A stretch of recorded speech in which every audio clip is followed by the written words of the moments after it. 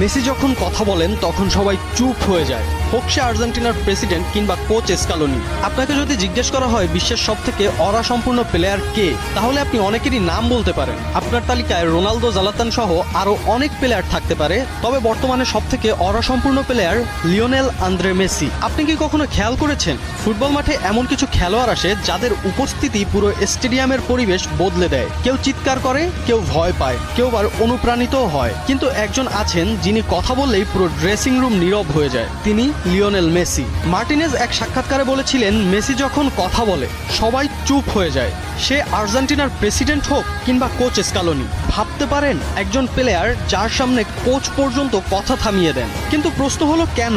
এটা কি শুধু তার 8টি ব্যালন ডি'অরের জন্য, নাকি বিশ্বকাপ জয়ের জন্য? না, মেসির ওরা তৈরি হয়েছে অন্যভাবে।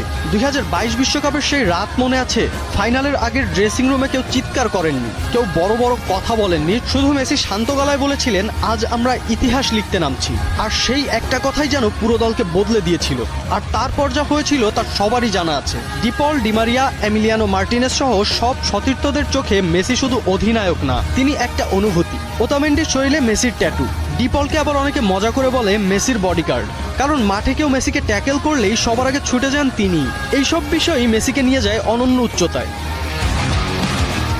আরেকটা ঘটনা জানেন? কোপা আমেরিকার এক ম্যাচে পুরো স্টেডিয়াম উত্তেজিত, রেফারির সিদ্ধান্তে ক্ষুব্ধ আর্জেন্টিনা। সেই সময় মেসি শুধু হাত তুলে সবাইকে শান্ত হতে বলেন, আর কয়েক সেকেন্ডের মধ্যেই পুরো দল শান্ত হয়ে যায়। এই ক্ষমতা সবাই পায় না। রোনালদো আপনাকে অনুপ্রাণিত করবে, জালাতান আপনাকে অবাক করবে, কিন্তু মেসি আপনাকে বিশ্বাস করাবে যে অসম্ভবও সম্ভব। হয়তো এজন্যই বিশ্বে একটা কথা ধীরে ধীরে সত্যি হয়ে যাচ্ছে, মেসি শুধু একজন খেলোয়াড় না, তিনি ফুটবলের নীরব রাজা।